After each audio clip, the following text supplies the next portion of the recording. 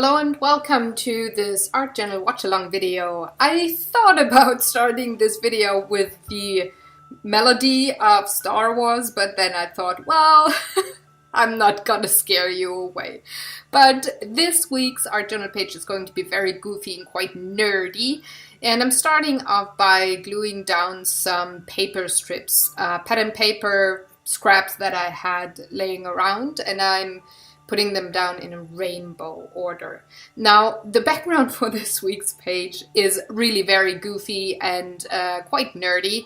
If you have been following this channel or any other of my social media pages for a bit, you know that I'm one of the biggest board game nerds. So this weekend we played Imperial Assault with our very good friends and had a lot of fun, and the Stormtroopers, which are subject to this page, did not perform as expected but were rather dozing off on the playboard once in a while, and we thought that would be very funny and had a lot of laughs about that. So I thought, well, I'm just gonna make it the subject of this week's page. So now that I do have my pattern paper glued down, I'm sketching in the helmet of a Stormtrooper, and I used a reference photo from the internet just to have the dimensions, like what goes where exactly on the helmet. I know the helmet roughly, but not all the details by heart, so I took a photo as a tiny guideline there.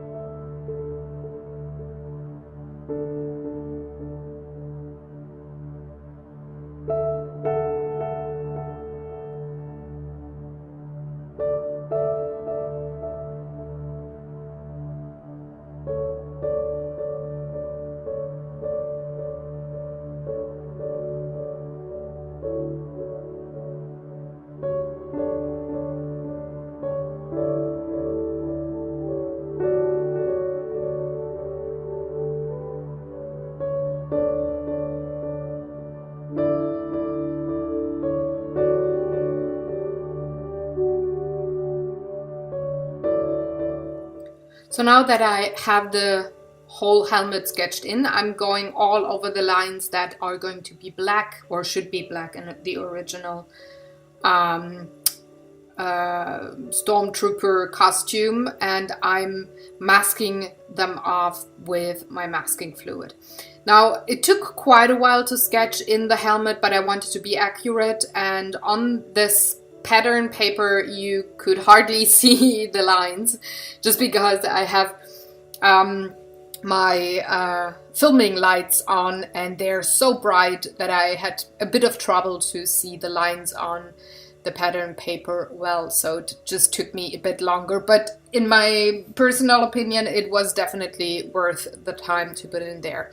And just to let you know, as sort of a background information, all in all, including drying times and everything, this page took me about 2 hours and 15 minutes. I know it doesn't look like much and it takes that long, but it actually does. if you calculate in the drying time of the masking fluid and of the acrylics to come.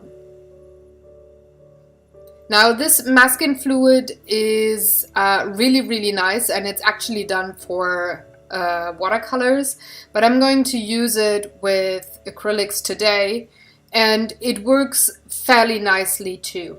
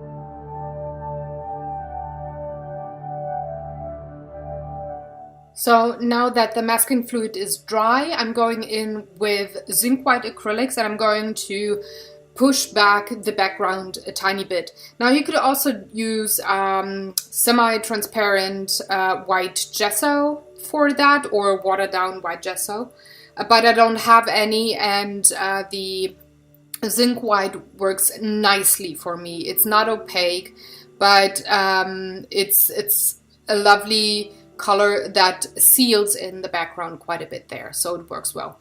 You can also see that the masking fluid is transparent now and really dark blue, and that means that it's totally dry and could be rubbed off later on.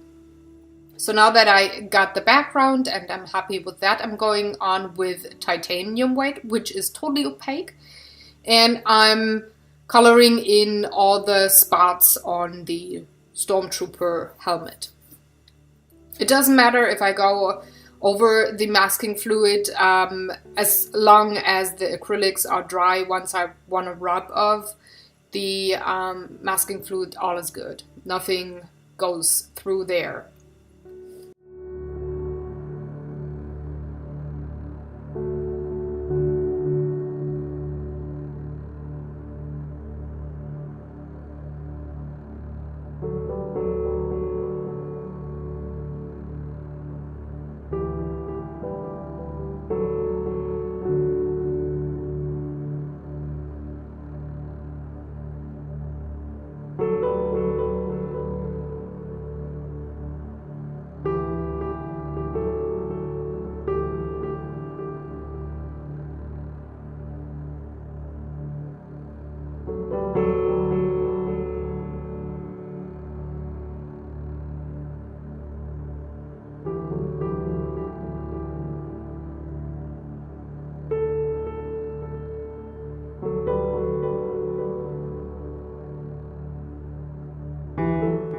After I'm done with painting this Stormtrooper, or the white layer I should add, I'm actually waiting for it to dry, but I was a tiny bit impatient, and I sorry, and I helped the acrylics along with my blow dryer and forgot that I had the masking tape. So of course the masking tape got a bit more like rubber once I reheated it a bit.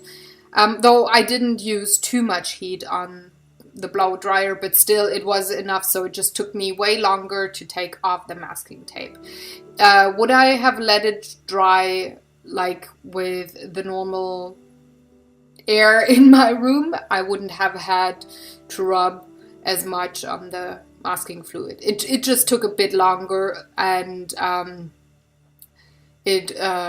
yeah, well, I had some, I think I don't have any fingerprints anymore. Like, I had to rub quite a bit to get it off, but it worked.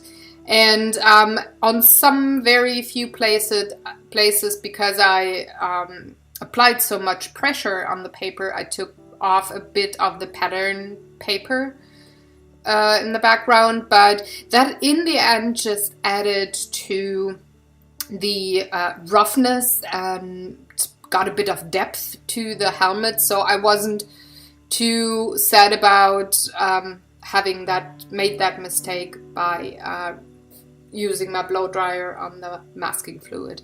It actually was kind of cool, but while rubbing the fluid off, it was just a bit more work, you know, but you gotta be patient, and believe me, next time I remember I'm not gonna have the blow dryer there. It actually surprises me that I didn't think about that, because when I had earlier paintings where I used the masking fluid, my filming lights were actually hot enough to almost have this rubbery consistency of the masking fluid in the end, which is partially difficult to take off, and the heat of the lights were enough. So I don't know what got into my head thinking I could use a bit of the blow dryer to have the acrylic colors be dry faster.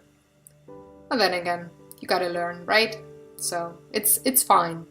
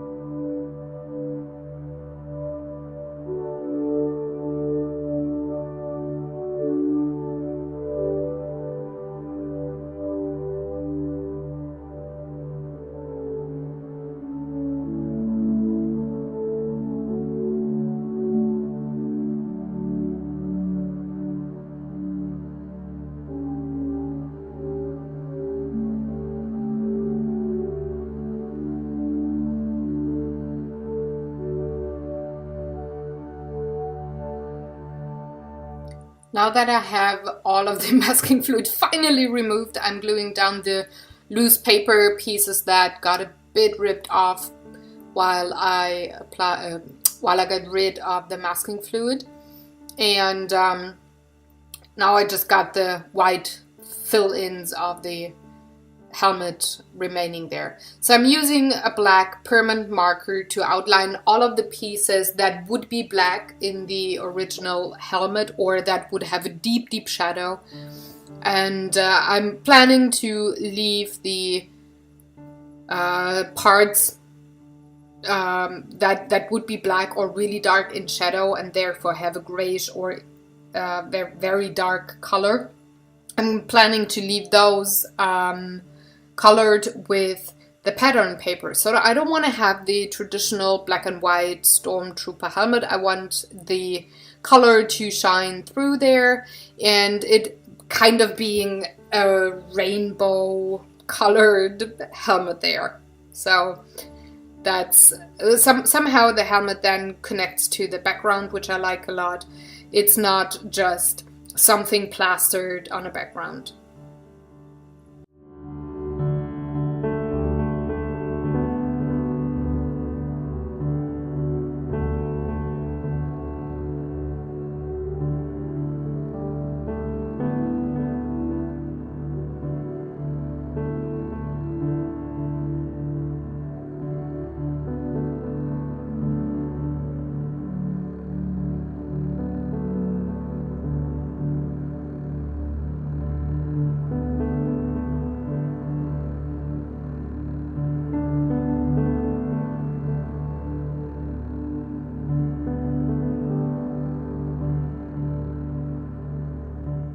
In order for the helmet not to look as flat as it does now, I'm applying some more ink.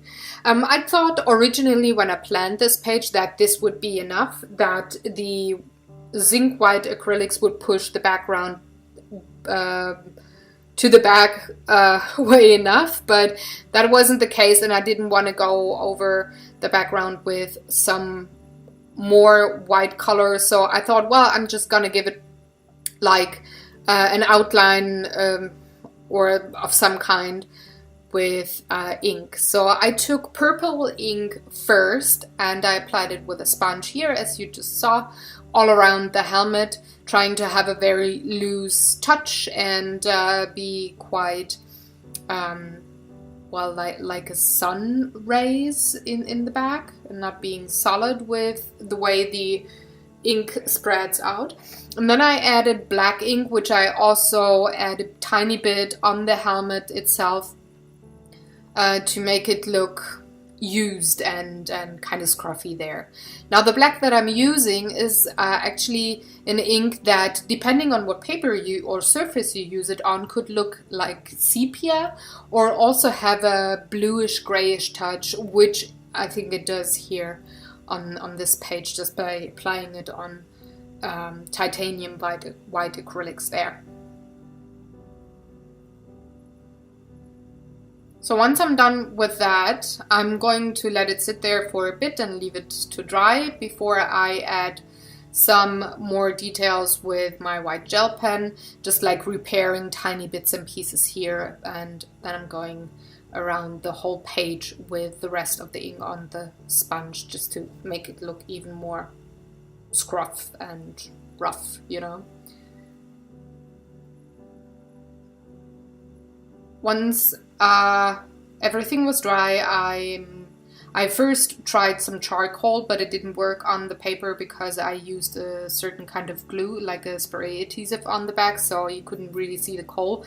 And I took this normal graphite pencil here instead and just added a few very tiny shadows, or just a bit of depth here and there on the helmet, just to bring the background colors a bit more to the grayish black and white foreground helmet situation there. So just by using a tiny bit of that graphite pencil, you bring the two layers a bit more together there, so that it doesn't look like a cartoon just because of those bright colors, but you can definitely see the goofiness and the colors and everything, but they're just a tiny bit toned down, so they work more with the helmet colors and shapes themselves.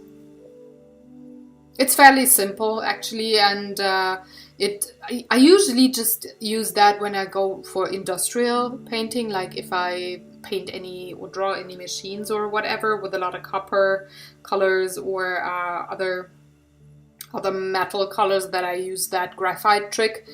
But I thought I'd just incorporate it here. And then with my permanent white marker, I just added because the Stormtrooper is sleeping, and by adding the date, that's pretty much it. So I hope you have had fun watching along, and thank you very much.